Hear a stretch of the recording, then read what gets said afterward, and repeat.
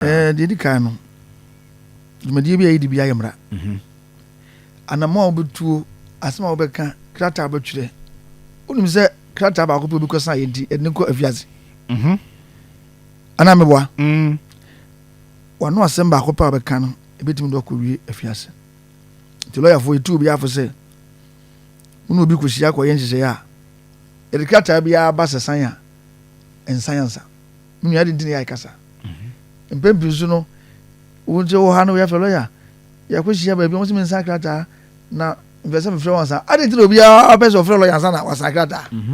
because adekro na wo san between do akomani mu just a word intino secretary duma ye kan nyina no eye nhyehyeye entutuye nsiesie atwetwere akurakura timame fa no baako so we also be secretary in fact the day to day run of the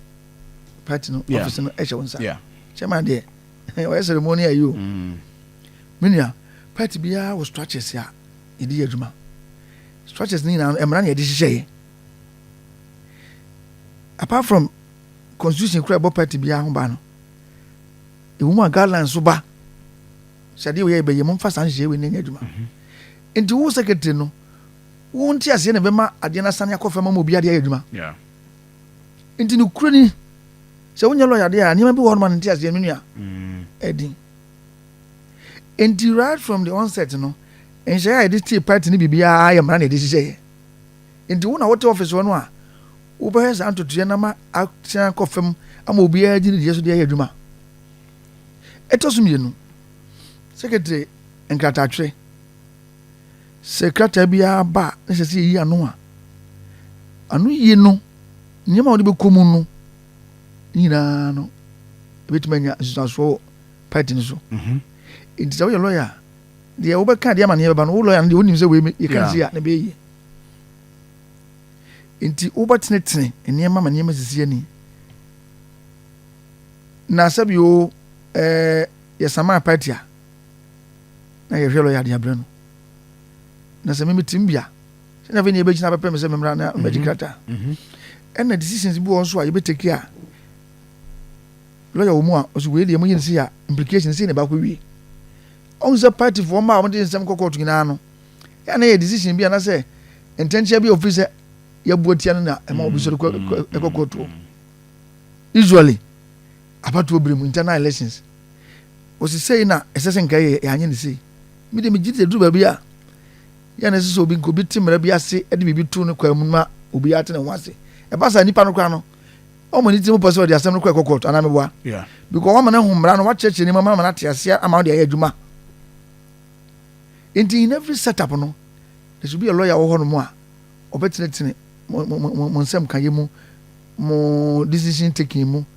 mo eni ano wo niam bibire ho no nyina e lawyer afei minis atwe yekoy meeting na yesi yenhwe de course unu se dachi minis ya de a eboa paa wo adwumadie bi mu asem si a is in refer to minis no ye kan ye minua se me lawyer ni no enye bibia na me na community mu na me kan me no se me si aka no wa dachi emfa ma na yenye de amra party nti obi ya adwuma atwam be mfie duenu achi ya friend say obeyi nsem bia no enu nti na company bia yesi wotia yesi wonya lawyer ade ndia party no se company unti menje ni pa 20 years am nko bo party ho bra o san dima wina lawyer ni eni mo betete ni ma